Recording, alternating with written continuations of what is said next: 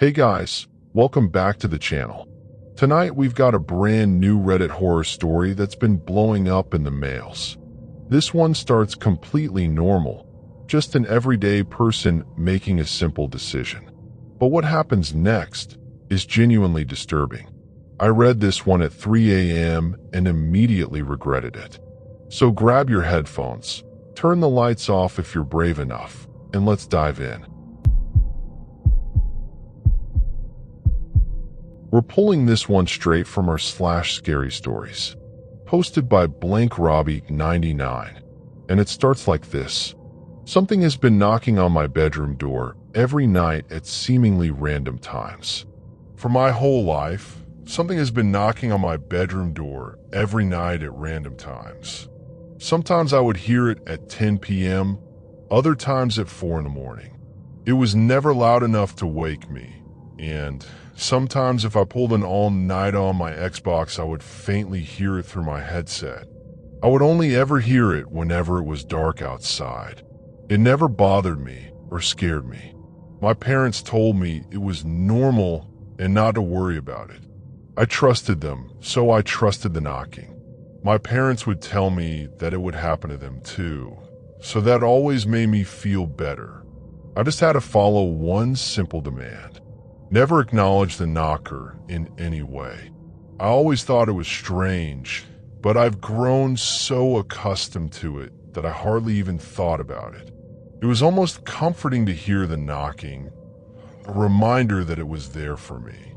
Of course, I see now how creepy that really is, but at the time the thought of someone I didn't know knocking on my bedroom door every night being scary never even crossed my mind. When you grow up with something for long enough, no matter how unusual it could be, you end up just getting used to it. And that's exactly what happened to me. Growing up, I've never had many friends. I've thought of myself as the introverted type, always afraid of social interaction or saying the wrong thing to people. I only really had one friend, Max. Me and Max met when we were 9 years old, and he was my one and only friend for many years. Max and his family moved into the house next to ours. The day they moved in, my parents thought it would be fun to invite them over for dinner and get to know them. My dad forced me to hang out with their only child, Max. He was easy to talk to and watched the same movies and TV shows as me. We grew up together, hanging out nearly every day. One night in particular, Max came over for a sleepover on a Saturday night. We were both 15 at the time, so sleepovers were still a big deal to us. But this time it was different. Max insisted on spending the night at my house. We usually did sleepovers at his house because he had a nice gaming setup that we would play on for hours. I was at his house so much our parents used to joke about it being my second home and my second family. But of course the other reason I never invited him over was the knocker. My parents told me to not tell anyone about the knocker, mostly because they thought people would think I was crazy. It wasn't until I was 10 years old that I found out not everyone has their own door knocker. It made me feel special or unique in an odd sort of way. I really wanted to tell him, especially since he would be hearing it if we were still awake, but I couldn't. When you're a kid, your biggest fear is getting in trouble, and I didn't want my parents to find out I told him. All I could do was hope it would knock whenever we were sleeping. Max came over to my house around 7 p.m., just after dinner time for both of our families. We spent the next couple of hours playing video games on my Xbox. The longer we were awake, the more aware I became of the time. At 10:15, my mother called me over to her room. She looked worried. She pulled me into her bedroom, closed the door, and spoke in a quiet voice. "You need to get Max to go to sleep." I didn't need to ask her why. I already knew, and I was worried about it myself. "I don't think he will. He usually stays up really late." She cursed under her breath. I was starting to panic myself. I've never seen my mother so worried. "Okay, we'll just try to get him to go to sleep. If he hears it, tell him it's nothing. I can't make him go home. His parents told me they needed a break." she said. I nodded. All I could do in this situation was try to do what she said. I walked back to my room and I got right to it. Hey Max, we have to go to bed soon. My mom told us she needs us to. Max looked at me, confused. What, why? We usually stay up way longer than this. I was about to sputter out something about how we would get in trouble, but before I could mutter out a word, it happened. Knock, knock. It was a gentle knock, as it normally was. The knocking came much earlier than usual tonight. My eyes widened, and I put a finger over my lips, but Max didn't listen to my gesture. What was that? Is that your mom? I shook my head no and put a finger over my lips again, but Max just wouldn't listen to me. Who is that? He asked in a much louder voice than I would have liked. I didn't know what to expect. I've always followed the rule, so I had no idea what would happen if I didn't, and Max was definitely breaking it. He had acknowledged it. We stood there in silence for about a minute, both of us not saying anything. For a small second in our silence, I considered the possibility of the knocking to be my parents trying to get us to go to bed or playing an awful joke on us. But this thought didn't last when we heard it again. It was much louder this time, and I was certain my parents could hear it. At this point, I was in a panicked shock, fear of the unknown completely overtaking me. I had never heard it knock a second time, and my instincts told me that we were in real danger. I had no idea what to do. I was never told what to do if this ever happened. What's going on? Max whispered. I could hear in his voice he was terrified. I didn't know how to answer him. How do you explain something like this to someone? I just told him to be quiet, as we tried to make as little noise as we could. What else could we do? I wanted to go get my parents, but I would have to open my door to be able to get to them. We didn't have any options. Just then the knocking came again, just as gentle as the first. But with it came a voice. Hello? May I come in? The voice was identical to Max. It sounded just like him. Max looked at me with so much horror in his eyes I thought he was about to cry, but I'm sure I looked the same. Just then, Max took a step back and whispered something I couldn't hear. I didn't know what he had said, but it was audible. It began pounding on the door at a rapid pace. It knew we were here now. I screamed for my parents, but they didn't come to our help. The walls were shaking around us, and the noise was so loud I was sure if I heard it for too long, I would go deaf. Then suddenly the noise stopped as quickly as it begun, the room filling with silence once more. For a moment, I thought it was gone, but the feeling of relief was short-lived when I saw the light in my closet turn on. Just behind the door frames, I could see a large black shape, so wide it almost took up the whole closet, the only visible part of its body being its eyes. They were huge, the two eyes almost a foot apart from each other. They were an impossibly dark yet bright green. It's a color I can't describe, a color that no human should be able to see. Whatever this was, it had no business here. The lights were turned off. Then we heard it yet again. It was knocking on my bedroom door again, this time the noises being a second delayed from each other. The sound of Max's laughter echoing from the other side. Max was now openly crying, shaking so badly I thought he would have a seizure. He was whispering under his breath, I'm sorry. I'm sorry. I'm so sorry. I couldn't tell if he was saying it to me or himself. Then I had an idea. We would get out of the room through my window, which led into the backyard. I screamed at Max to open the window, and he began to frantically pull on it. I looked at the door, and it looked like it was beginning to break down through its frame. Eventually, Max pulled the window open. Then whatever was hitting the door instantly stopped. I didn't know what was going to happen next, but I wasn't going to stick around and see. Max was yelling at me to go, and I ran towards the window at a great speed. Right as I stepped outside, the window slammed shut. Max was pulling onto the window on the other side. I could see the fear in his eyes. I wanted to help him, but I couldn't. The window only opened on the inside.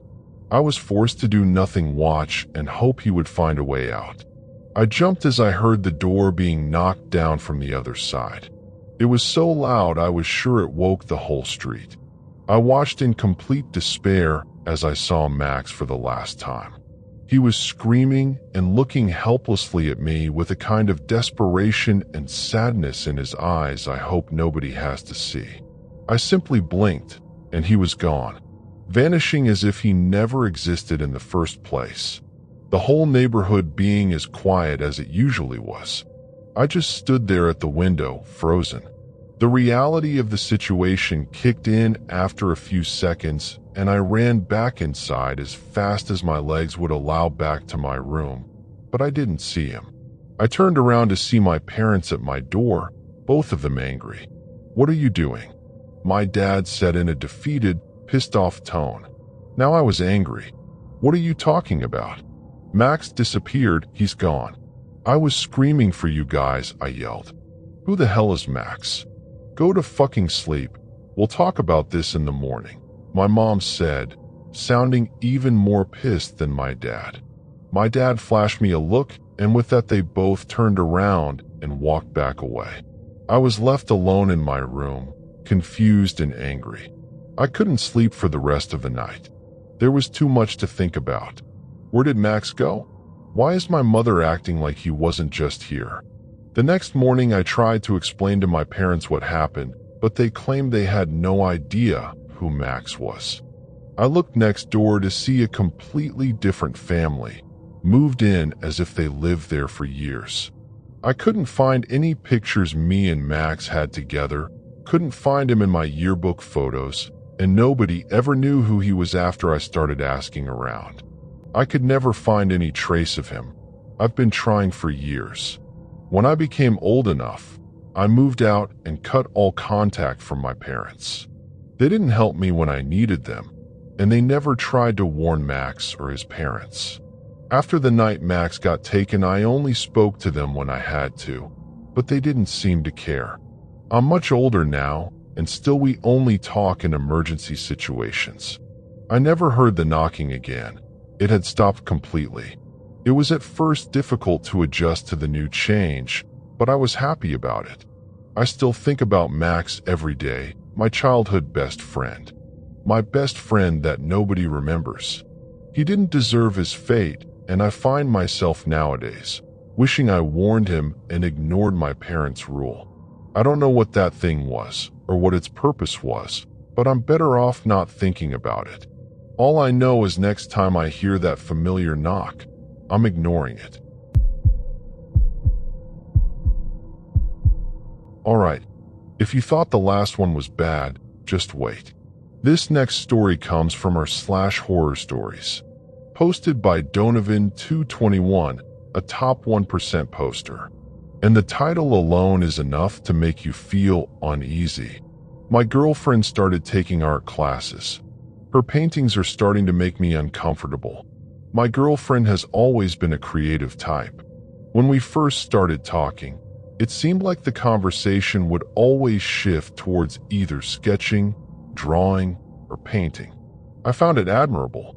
I loved that she had something that meant so much to her, something she could be passionate about. The more time went on, the more that passion grew. It wasn't until we started dating that she felt comfortable enough to show me her work, though. I love her more than anything in the world, but good Lord, I hate to say it, she was not good. Her shades were off. Her lines were crooked. Her portraits bordered on stick figures. Of course, I didn't want to let on exactly what I thought of what she was showing me, but I can only pretend so much. That's the thing, though, any time I offered her advice, she'd just get so defensive. She was just so convinced that she was going to be the next big thing in the art world. I wanted her to succeed. Of course I wanted her to succeed. But in order to do that, she just had to listen to me. I'm not an artist myself, but even as just an everyday Joe Schmo, I could still see where she was falling short.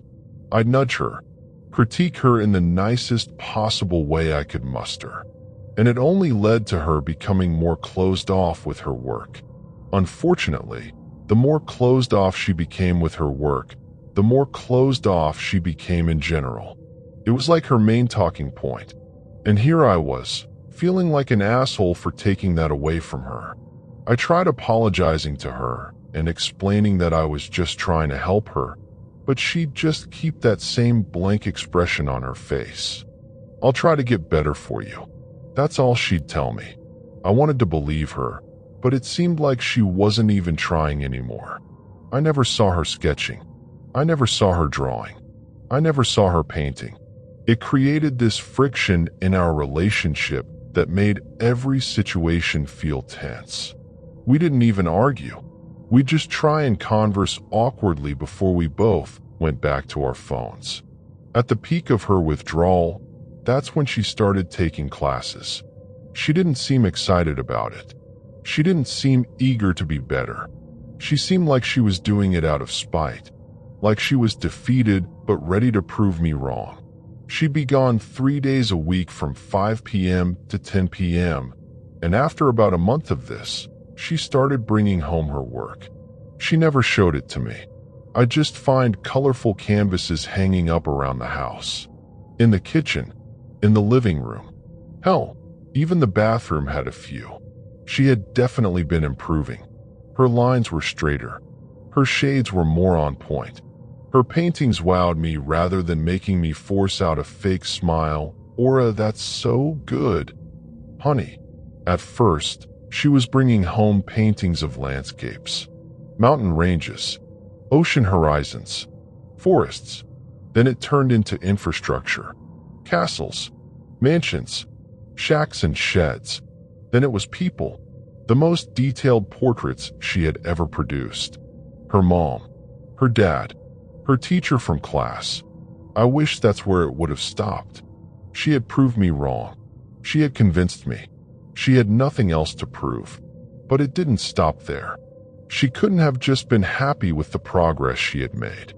I came home from work one day to find the first painting she had done of me personally. It had been hung up along with the dozens of other random paintings in our living room. I saw it and immediately became sick to my stomach. It was me just disassembled. My head was in one part of the canvas. My legs and arms sprawled out across the painting, with the most gruesome depictions of gore I had ever seen her produce. I heard her humming to herself in our bedroom. I approached her carefully as she sketched wildly in her sketchbook. "Honey," I whispered, "why did you do that painting of me?"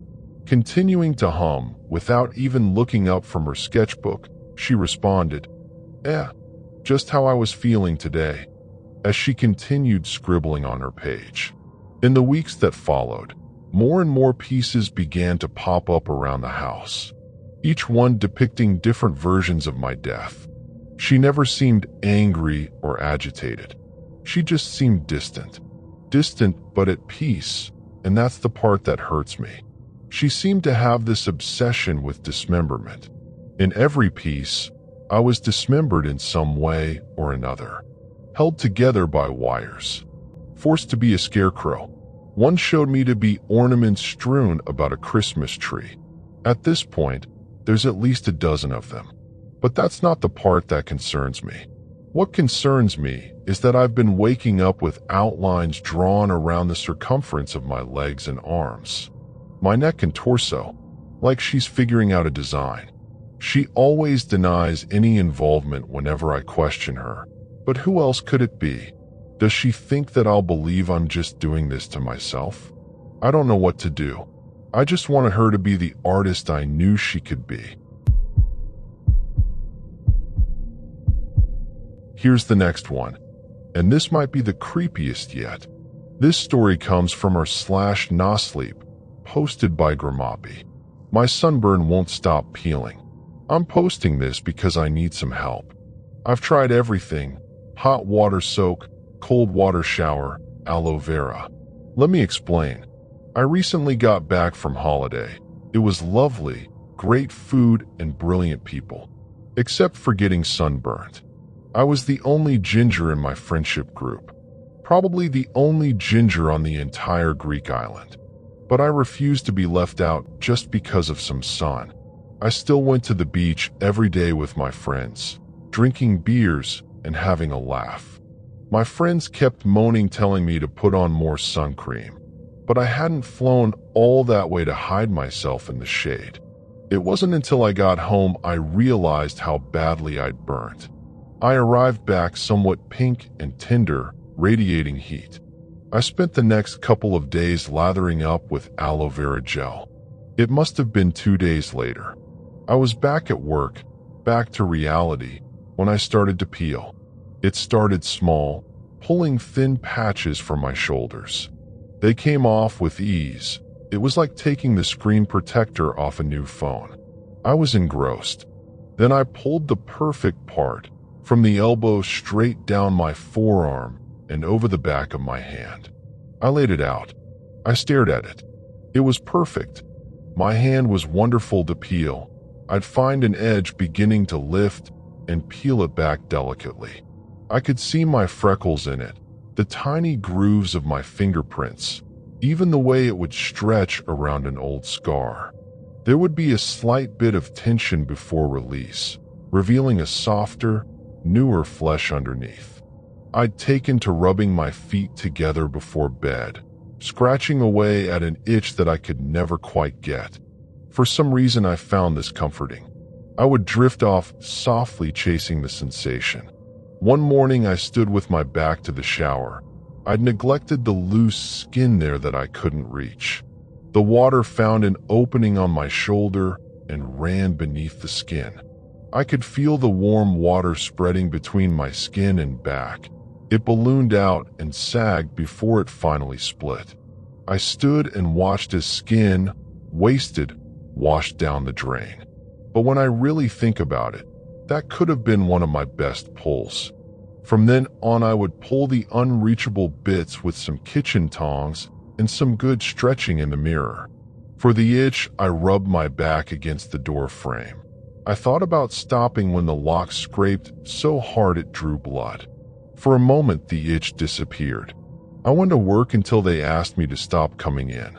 At first, I think they were concerned. People had mentioned I was getting thinner. Then concern turned to disgust. I heard people whispering that I smelt rotten. Of course, they were exaggerating. A little BO at most. I just hadn't showered properly in a while. People started to wonder why I was at work with a long-sleeve shirt. I told people I was embarrassed by the peeling. Truth is, I knew I wouldn't be able to resist pulling away at it at work. I'd be typing away and small pieces would flake off and land on my desk. I was missing out. I had to sneak to the bathroom and pull a few pieces for myself. It was better than any cigarette break I ever had. It was only a problem if I got a good piece. One time at work, my sock had made an indent around my leg. It made the perfect edge. Slickly, it pulled right up my calf all the way to my knee. I had to sneak it home. I kept it in my lunchbox so it wouldn't get damaged. It's my favorite piece in my collection. It took some of my tattoo with it. It looks beautiful. The layers seem to get more red, more vibrant as more layers peeled off. With every layer, my tattoos seemed to get brighter, newer. Then parts of them began disappearing with skin I pulled away. Eventually, I had none. A fresh canvas. Then came the harder bits. I started using some tweezers to get in the tight spaces. My knuckles were tougher. They peeled off in callous lumps. But they preserved all the little creases and folds of the joint. I liked those. I peeled far enough down one finger that I finally reached the nail bed. Then I found the edge beneath the nail. Once I had the edge, it peeled off effortlessly. They'd been so itchy. I was never truly worried until I woke up and found my little toe in the corner of my fitted sheet. There was no blood. It had simply come off in the night. I put it in my collection. Honestly, I was unsure what to do with it. I didn't think it was truly collection-worthy. Unlike my big toe, that felt collection-worthy. I didn't have to worry anyway. It wasn't long before I had a full collection. I couldn't help but spend the whole day peeling. It was captivating, more captivating than work or anything else had ever been. Night started to roll in when my stomach grumbled and woke me from an itching daze. I looked at my hand. I peeled and scratched it completely raw. My eye was caught. I could still see a piece, wedged in the corner of my knuckle. I had a dental utensil, a long, thin metal point. When I wasn't scratching the gaps in my teeth, I used it for small, awkward, unrewarding bits like this. This was the first time I made it to the bone. This bit was deeper than others. When I hooked the point beneath it and pulled, there was resistance. A sharp pinch. For a moment, I thought I'd finally gotten it. Then the itch returned. I wasn't as disappointed as I should have been, but it was deeper this time. Inside the bone. I'm writing this with my right thumb. It's the only finger that still works on the screen. I'm lying in bed listening to the sound of my feet rubbing together. They don't feel soft anymore, but still it soothes me for a moment. The itch is everywhere now. I can feel it all over me. It's in my bones. I grind my teeth together trying to reach the itch inside them, but it's never enough. My left hand is bone, but it still itches. I stare at it when I drift off. It might be the light, but I swear I can see edges beginning to lift. I don't want to run out. Next up, we have a story from our /ghost stories, posted by goth_drop666. Scary experience in Wales. I left school in 2000 and immediately started to work. I was fortunate to work for a guy who owned a little family firm fixing Victorian PowerPress machines. Everything went well until he started being a dick and started bullying me about bit, and I thought, fuck that, I'm off. So I put forward to work an apprenticeship for a company building armed-plate cars and ambulances, but it was July, and they wouldn't take me on until September, as we had to enroll in collage first. So having nothing to do, a family friend offered me some labor work over in a small seaside village in Wales called Barmouth. I thought, well, summer will be a drag, and it was a chance to get some money and get away from living at my mom's. We set out on a Monday morning and got straight to work converting an old shop window into a new living room for a customer's holiday home. Everything was going amazing. We started about 8 a.m. and finished at 4 p.m. every day. It was bliss. In my downtime, I was encouraged to go out and enjoy my downtime by hitting local bars and a nightclub, which I think was called Barry's. This is where I met the first love of my life. Over the next 6 weeks we hung out, met new friends, had plenty of drink snogs, and all done all the things young adults do when falling in love. Unfortunately, though, summer was coming to an end, and so was the building work. The girl I met was surely to be a fragment of my imagination soon, but that wasn't to be. She lived in Birmingham and I lived in Walsall, and we kept the relationship going.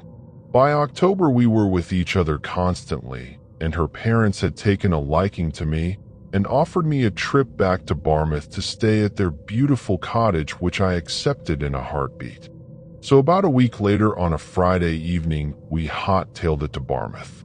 I'd never actually seen the cottage, but she did tell me it was old, like very old, and the rafters were built by an old sea captain who on retirement used the wood from his boat to build the cottage. What she didn't tell me was how isolated the cottage was. We approached Barmouth, and as we came towards town, we took a right into a car park and opened a gate and started up this hilly cliff face. There was a normal one-track road. If you have been to Wales, you'll know what I mean. Eventually, we came to a farm. My girlfriend at the time said, "Oh, this is Mum's friend. They've been good friends for ages. I'm sure something is going on between the farmer and Mum." Anyway, we went past that and headed further up. I think it was a 10-minute journey, as eventually we started on just a dirt track.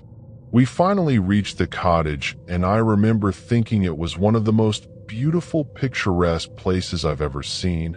old 1500s-style bowed walls and roof, with a view of hills, trees, and a Danish stream running at the side of it where you had to collect your water. That night after we settled down, her mom said, "I'm going away with the farmer into Chester tonight to an auction. You guys have fun," and away she went. So we decided we'd take a trail down into town to meet some of the friends we had made over summer. Now the nights were starting to draw in cold and dark pretty quick, so we planned a quick drink and a walk back before dark. After a few hours with friends, we all decided to go to the cottage as we were having a lot of laughs. We headed to the car park from earlier that day and started our way up the hill. We knew it would take 30 minutes to get up there, but a few drinks in hand, a cigarette, and good friends, the time would fly right.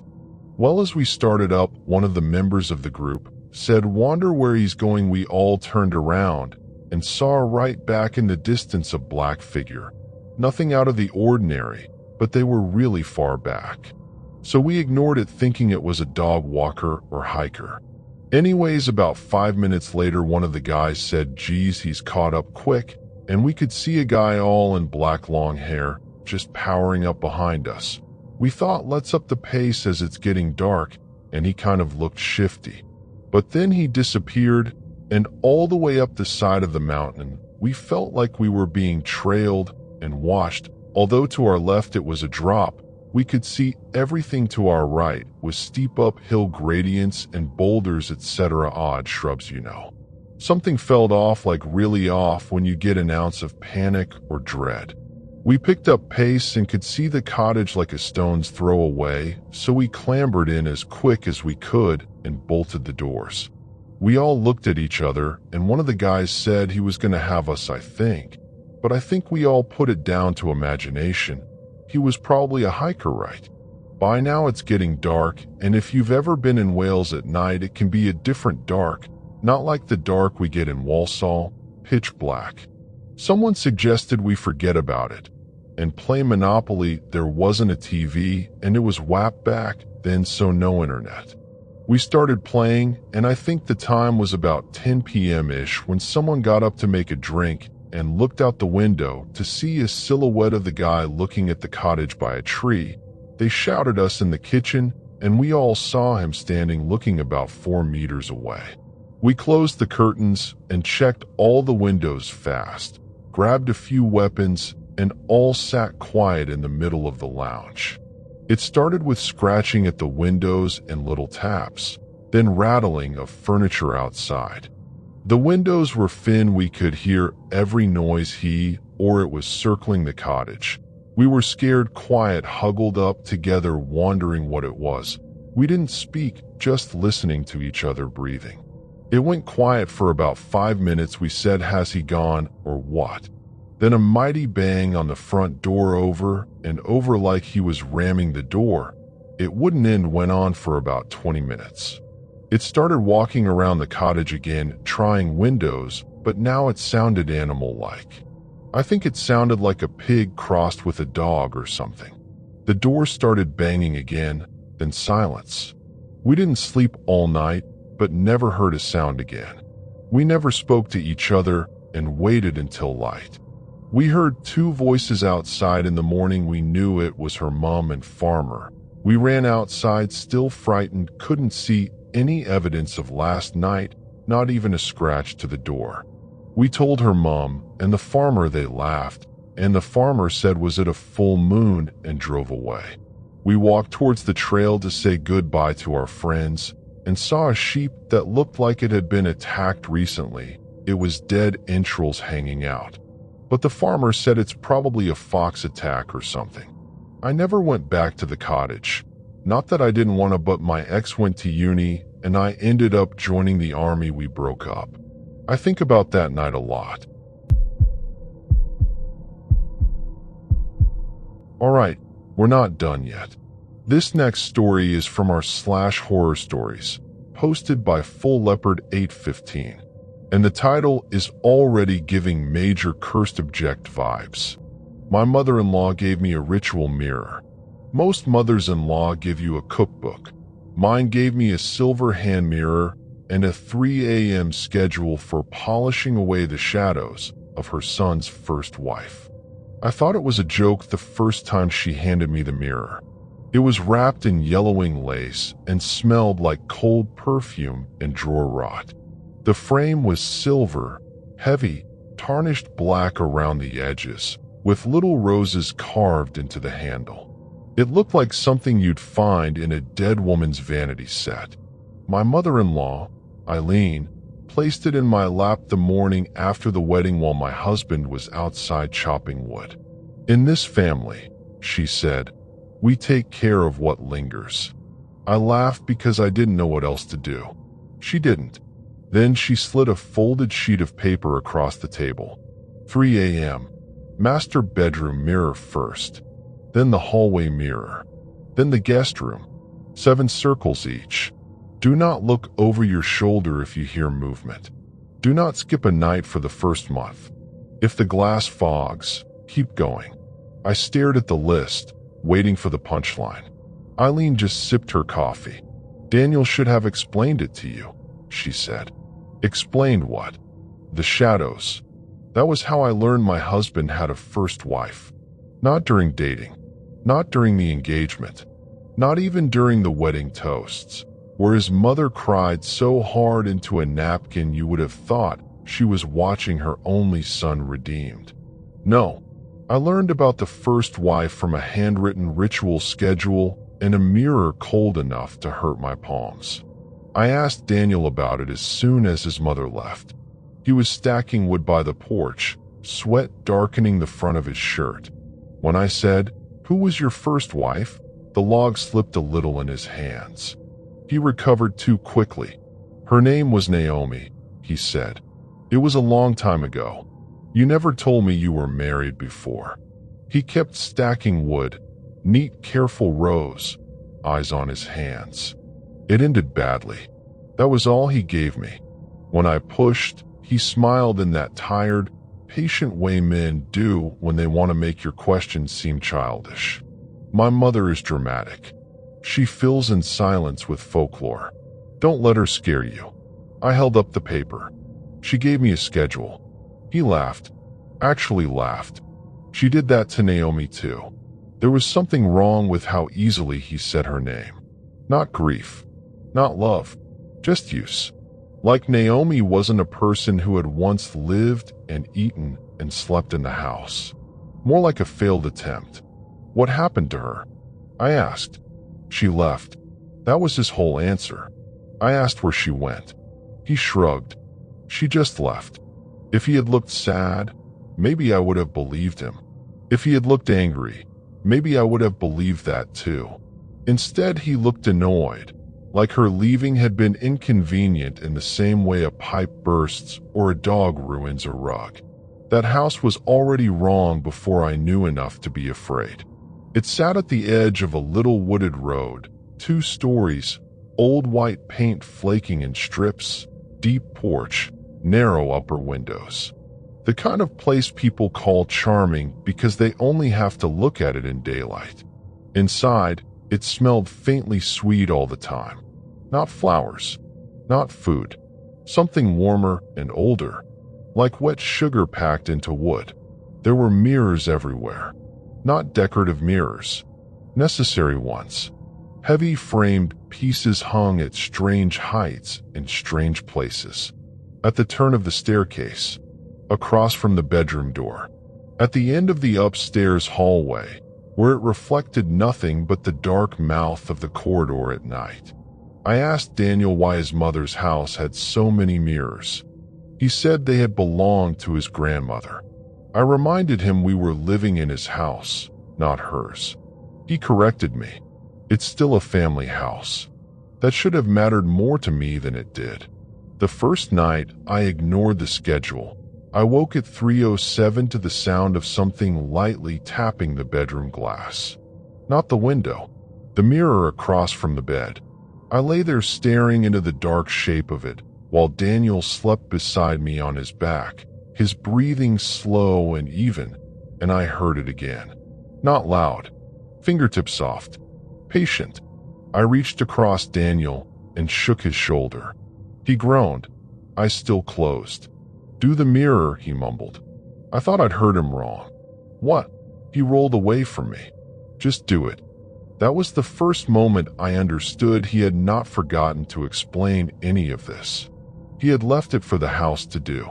My hands were shaking so hard, I almost dropped the silver mirror when I picked it up from the dresser. I sat up in bed facing the larger mirror across from us and started making stupid, slow circles over the glass just to prove to myself I was not becoming the kind of woman who obeyed madness in the dark. By the third circle, the tapping stopped. By the fifth, the glass had fogged from the center outward. By the seventh, something moved in the reflection behind me. I spun around so hard I bit my tongue. Nothing was there. Daniel sighed without opening his eyes. "I told you not to stop early." He said it like I had interrupted him over a household chore. The next morning, I asked him how long Naomi had lived there. "Almost a year." "And she did this too?" "For a while." "What happened when she stopped?" He took a long drink of coffee and said, "She became difficult. I should have left then. I know that. I know how this sounds written out. But people imagine leaving happens in one clean act, and most of the time it doesn't. Most of the time terror comes braided with embarrassment and confusion and the stupid hope that if you can just understand the rules, you can survive them. I wanted it to be family insanity, small-town ritual nonsense, the kind of thing people do to make grief feel useful. Instead, the house kept closing around me. Every night at 3 o'clock, something in the mirrors wanted attention. Sometimes it was tapping, sometimes breath. Once, while polishing the hallway mirror, I saw a woman standing behind me with her head bent at an angle no living neck could hold. When I turned, the hallway was empty. Another night, the guest room mirror clouded over from the inside, and a shape pushed slowly outward against the fog, like a face under plastic. I started sleeping in scraps. My eyes burned all day. My hands smelled like silver and old glass. Daniel grew gentler the worse I looked. He'd brush hair from my face and tell me I needed rest. He'd kiss my temple and ask me not to upset his mother by mocking family traditions. He became so patient, so soft, that I almost hated him more during the day than I feared him at night. It was a kindness with teeth in it. 3 weeks into the marriage, I found Naomi's hair. I was cleaning out the guest room vanity because one drawer kept sticking. Inside, under the torn velvet liner, was a clump of long dark hair tied with a yellow ribbon gone brown at the edges.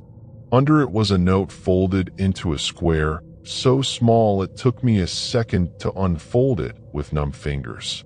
It said, "He makes you do it so she can't stay in one place." I read that line 10 times. That was all. No signature, no explanation, just that. That night at dinner, I asked Daniel why Naomi had left her hair in the vanity. He went still, fork halfway to his mouth. "Why were you in there? Why didn't you tell me about her?" His jaw tightened. "I told you enough." "Enough for what?"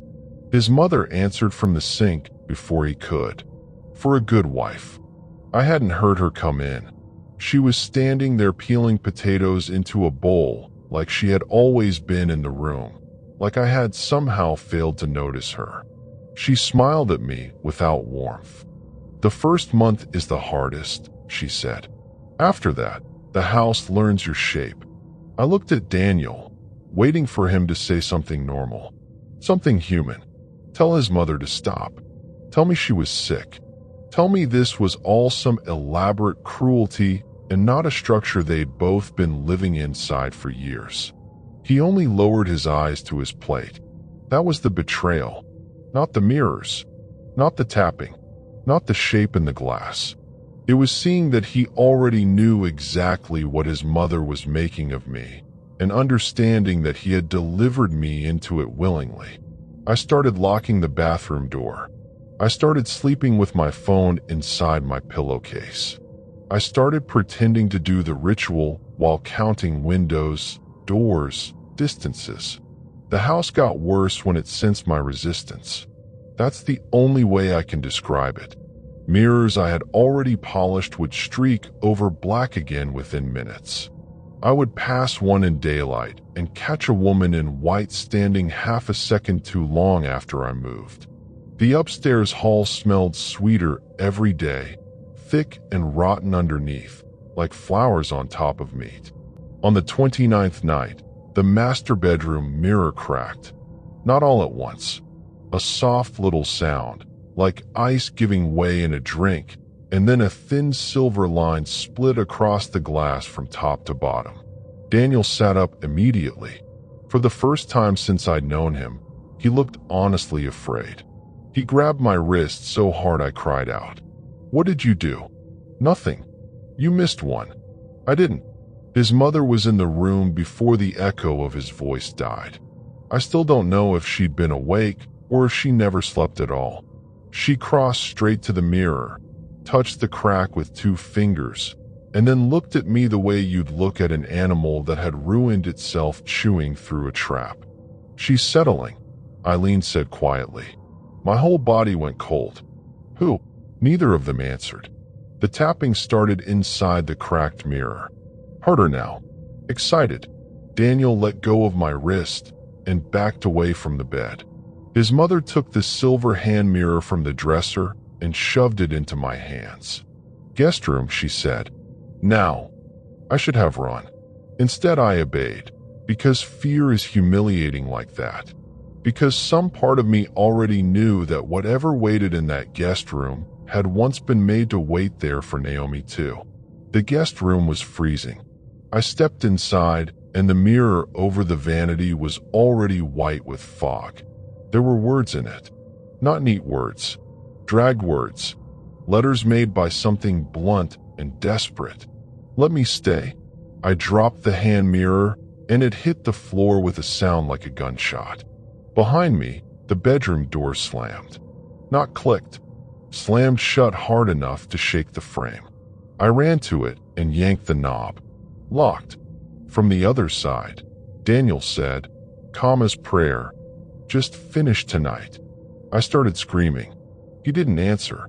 The house did. Every mirror in that room began to tap at once.